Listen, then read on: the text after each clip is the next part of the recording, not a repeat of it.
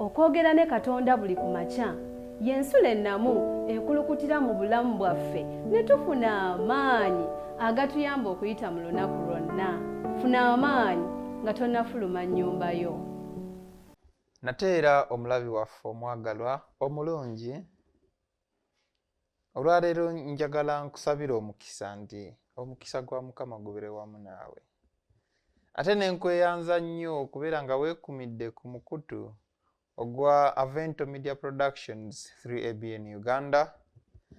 Ne nkwebaza nnyo olw'obuweereza bw'okoze okuyita mu kuwagira omulimu gw'enjiri ku kanisa yo wano ku Avento ne mu nsi yonna gy'owangalira.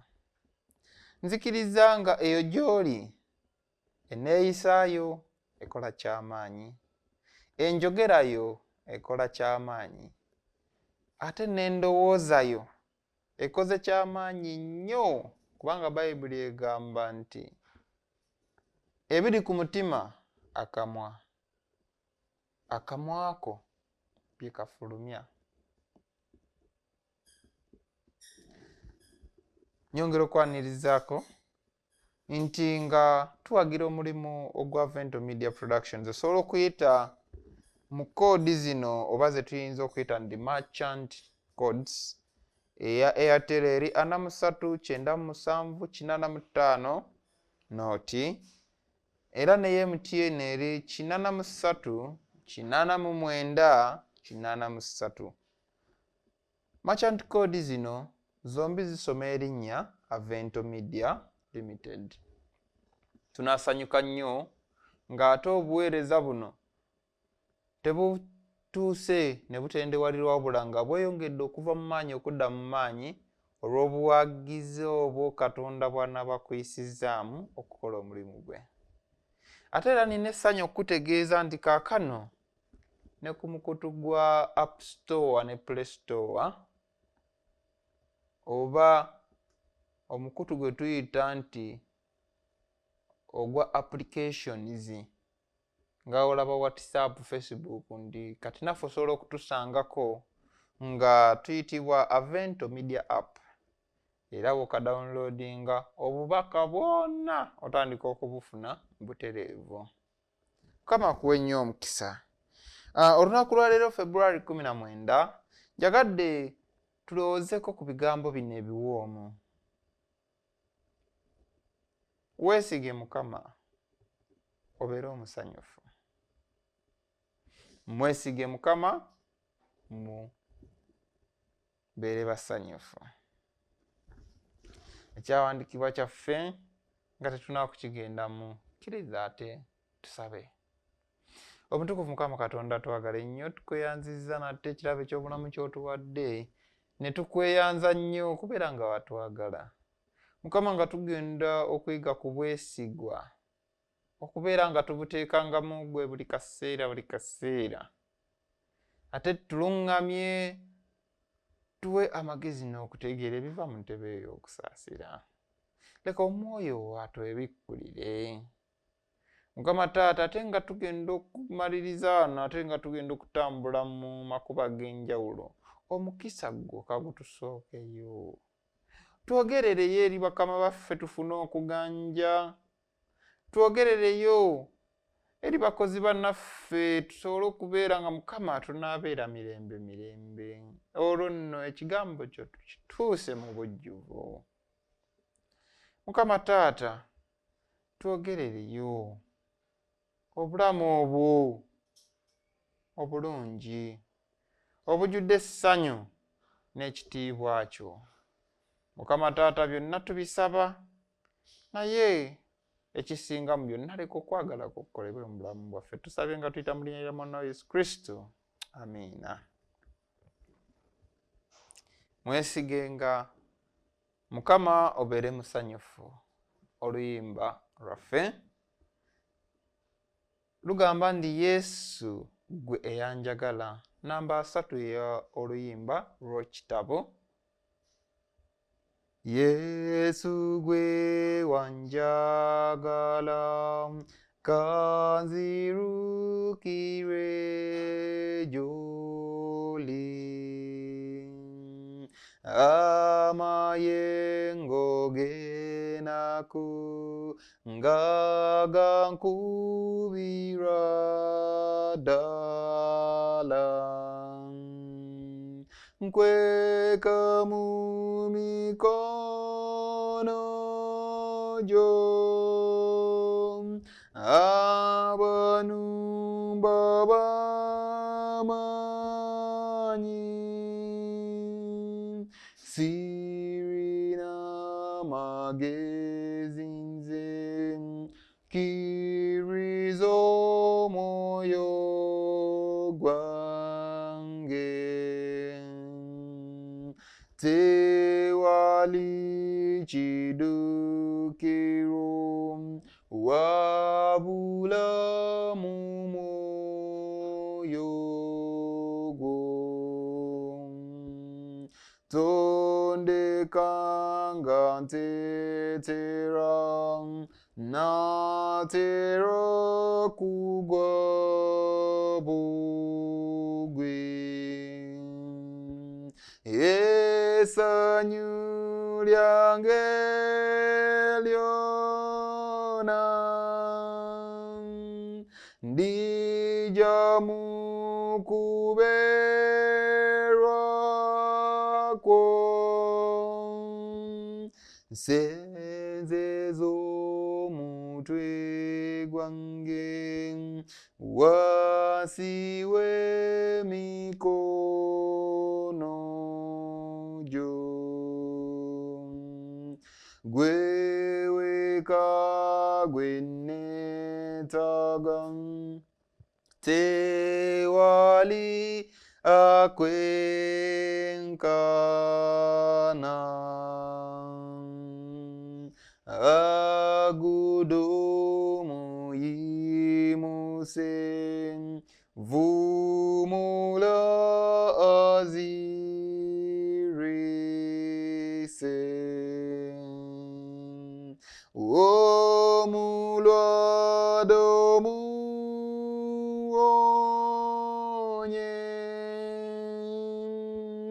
zibule yazibidwa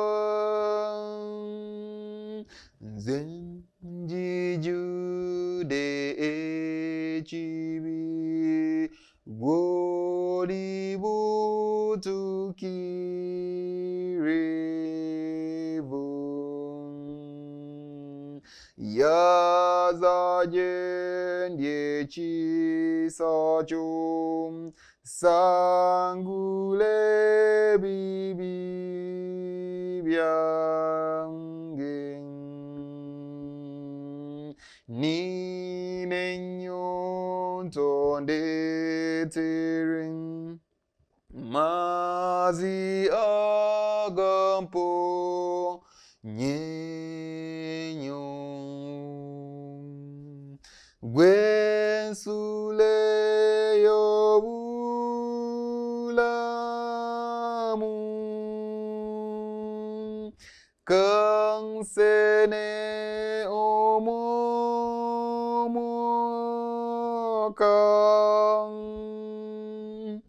mwoyo gwange gujule mazzi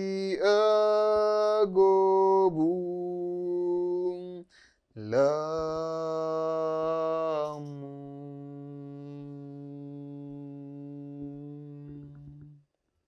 Weewaawo omutwe gwa leero February 19 gutugambye ti mwesige oberenga musanyufu. Oluyimba ne lutugamba nti tewali kiddukiro wabula mu mwoyo gwo. So tondeka nteetera nze naatera okugwa bugwi essanyu lyange lyonna ndija mu kubeerwako kyenva nsenzeza omutwe gwange wansi w'emikono gyo. Kikyategeeza wano akulaga nti obulamu bwe obwesige bwe bwonna na buli kikye kyonna abitaddemu ani mu Mukama. Olunyiriri olwolwaleero lwenjagala ffenna tufumiintirizeeko luli mu Zabbuli eyaana okuviira ddala ku Lwokuna mpaka ng'ogenze wansi n'Olwokutaano. Ejjo twasomye era ne tuyiga okusanyukiranga obununuzi. Twayimba oluyimba oluli ku namba 205 nga lutulaga nti eyatuggya mu bitositosi ate atutadde ku lwazi olugumu ennyo mu bufunze, ye tali ready kutulaba nga tugwa era tagenda kutusuulirira ddala, era ye obwesige bwaffe bulina okumubeeramu. Ensonga lwaki olwaleero tugambye nti mwesige obeere muki musanyufu. Katusomeyo Zabbuli 4 Olwokuna n'Olwokutaano ti aweereddwa omukisa omuntu eyeesiga Mukama n'atassaamu ekitiibwa ab'amalala newankubadde abakyamira mu bulimba. Ebikolwa eby'ekitalo bye wakola, Ayi Mukama Katonda wange, bingi n'ebirowoozo byo ebiri gye tuli. Tebiyinzika kukulongookera kinnakimu. Tetuyinza kubyogerako ndi tugende nga tutandika okubibala ndi oli bwoti oli bwoti, nedda. Mukama atukoledde ebirungi bingi. So n'ebirowoozo bye bingi eri ffe abaana be. Singa mbadde njagala okubibuulira n'okubyogerako tebibalika obungi. Omwagala awuliriza, ekituufu Mukama okumulaba nga atakoze kiva mu kubeera nga tetumwesize, kiva mu kubeera nga tetutunuulidde biki by'azze atuyisaamu, kiva mu kubeera nga tetufumiintiriza ku bulungi bwe we yatuwa omwana we omu yekka bw'ati n'akomererwa ku musaalaba ku lulwo nange tusobole okulokolebwa.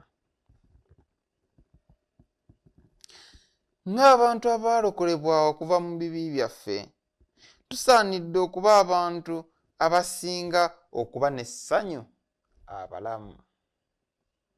Naye emirundi mingi tekiri bwe kityo.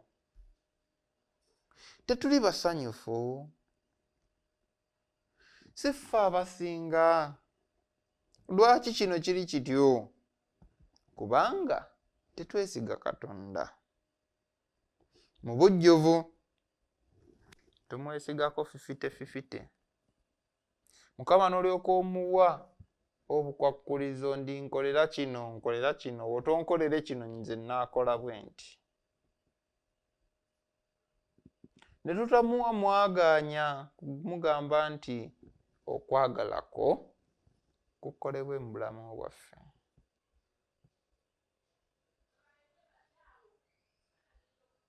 Ekyokuyiga kino eky'amazima kyongera okutujjukiza nti obwesige bwaffe eva bulina kubeera mu Mukama. Nsanyukira nnyo omusajja gwe bayita Yobu. Omusajja oyo ali mu Bayibuli. Ancalenjinga nnyo kugamba ansoomoze ebyensusso. Ti yewe baamulombojjera ennaku yonna yali etuusewo mu bulamu bwe. Tabaana abafudde, emaali esaanyeewo, ate kino. Teyakuba nduulu. Yafukamira ne yeebaza. Ekintu ekitali kyangu. Ekintu ekiraga nti obwesige bwe bwali mu Mukama. Abo abamwesiga baweereddwa omukisa. Omuwandiisi wa Zabbuli bw'agamba nti bo baweereddwa omuki? Omukisa. Era kubanga ekigambo omukisa kitegeeza okubeera omusanyufu, okuba n'essanyu eritebenkedde. Kisoboka kitya okuleega n'okufuna essanyu lino? Kibuuzo. Gw'olowooza essanyu lino osobola oddifuna otya? Nina akayimba katera okunnyumira, kali mu Luzungu, kagamba ndi happiness is the Lord. Atakawulirangako oyinza okkafumiintirizaako ng'okanoonyerezaako. Kagamba ndi happiness is to know the Savior living a life. Kagamba n'owulira nga ebigambo ebiseneekerevu bikukutte ku mutima, ku bwongo, nga byonna bikwolekeza eri ani? Eri Mukama. Mwesige ojja kubeera omusanyufu.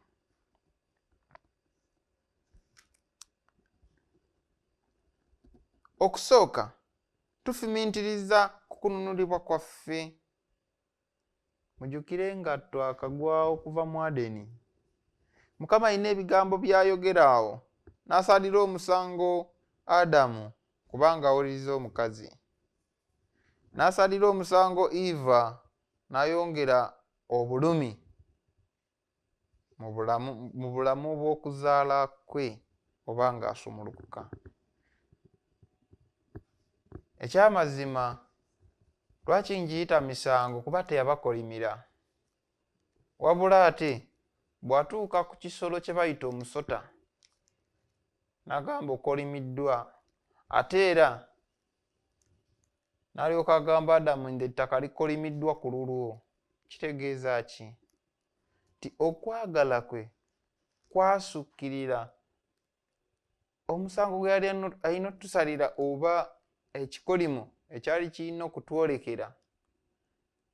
Alina engeri gye yakiwewulamu, n'atuwa n'essuubi ng'ayabambazza amaliba g'endiga. Kiri eri gwe nange okusigala nga tumwesiga. Mu lunyiriri lwokutaano olwa Zabbuli eya 4, omuwandiisi wa Zabbuli alangirira ebikolwa bingi Mukama bye yakola, so era tewali mulimu gusinga mulimu gw'obununuzi.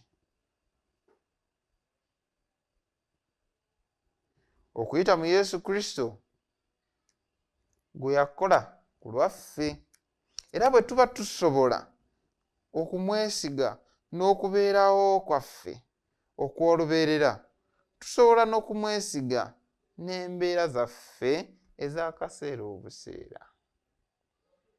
Luli nakugamba ndi kigasa ki okwesiga owa booda n'obulamu bwo nga tofuddeyo kumusaba driving permit, ne weesiga owa taxi, ne weesiga owa baasi, ow'ennyonyi, ne weesiga omusomesa ali ku ssomero gw'otaaliyo ng'atendekebwa okusomesa, ndi aba asomesa omwana wo. Naye ate bwe kituuka ku bya Katonda n'owulira ng'okalubizibwa. Mukama tusaasire. Ekyokubiri, tulina okujjukiza ensonga nti Katonda alina ekigendererwa gye tuli. Njukire emabegako twayize nti bwe twalokolebwa tulina olugendo lwe twatandika, era olugendo lwo twalutandika ne Mukama waffe nga ye mukulembeze waffe, okuyita mu Mwoyo we Omutukuvu asobole otutuluŋŋamya. Era bwe kityo ekigendererwa kya Mukama tulina oba nga tukituukiriza. Yatutonda n'atulokola olw'ekitiibwa kye. Tulina ebiseera eby'omu maaso eby'ekitiibwa. Bwe tunaabeera n'obuwulize olw'ekitiibwa kye, tujja kutuukiriza ekigendererwa kye gye tuli, era obulamu bwaffe bujja kuba bukola bulungi era tebujja kwonoona. Olw'okuba nga tumutaddemu obwesige, tujja tandika n'okulaba ye ki ky'ayagala. Nina oluyimba olutera okunnyumira era ngenda kuyimba ekitundu ekisembayo eky'oluyimba namba 230. Ekitundu kino kigamba nti Mukama mbikulira ng'abaana bibeta kyensana okukola ntusa amateeka go kankugulumize nga nateeka nnyimbenga nkolenga byoyagala nkutenderezenga ontegeze n'ekisa mu kisa ky'ondage nti mugwe ndiwangula ndifuna edembe ontegeze kakano mu kisa kyo kingi mpulire bw'ogamba nti ssebo guma toli weka. Obwesige bwe tubuteeka mu Mukama waffe tujja kubeera basanyufu ate era tujja kubeera bagumu kubanga obwesige bwaffe buli mu Katonda atajjulukuka atakyukakyuka. Eyaliwo yaliwo era yagenda okubeerawo olubeerera. Lwaki obulamu bwo tobumwesigisa? Lwaki ebizibu byebyo tobimutwalira? Oluyimba lugamba nti all is because you do not carry everything to God in prayer. Ekyokusatu, tulina okulaga obwesige bwaffe nga tugondera ekigambo kye.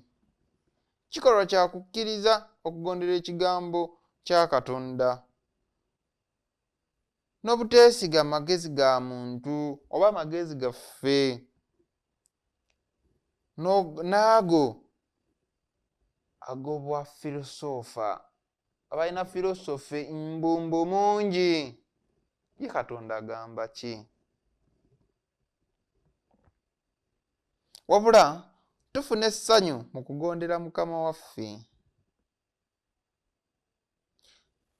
Okusaba kwange kwe kuno nti Mukama atuyambire wamu ffenna okwebeera nga tuneesigamanga mu mbeera zonna ku ye okuyita mu linnya lya Mwana Yesu Kristo.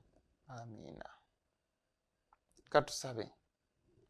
Omutukuvu Mukama Katonda twagala ennyo nga kya kitiibwa okuyitibwa abaana bo.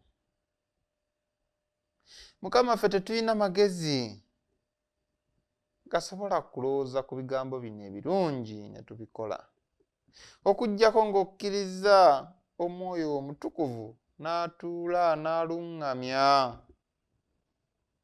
Mukama n'otuwa amaanyi ne tukola eby'amagezi bino eno. Kyenvudde nkwegayirira tibeera musomesa waffe bulijjo. Mukama yongera okutunyweza mu bulamu tusobole okubeera nga byonna bye tunalowooza okukola, bye tunalowoozaako obulowooza, bye tunaakola, bye tunaayogera bibeere nga byonna biweesa erinnya ly'ekitiibwa. Mukama Taata, nga tulwana okweyongera okwenywerezaako okubeera nga Mukama tutebenkera mu kukkiriza nti ggwe watwagala ffe bwagazi. Mukama jangu oleke okwagala kukolebwe mu bulamu bwaffe. Tusabe nga tuyita mu linnya lya Mwana wa Yesu Kristo. Amiina. Ewaawo. Okwogera ne Katonda buli ku makya y'ensula ennamu ekulukutira mu bulamu bwaffe ne tufuna amaanyi agatuyamba okuyita mu lunaku lwonna.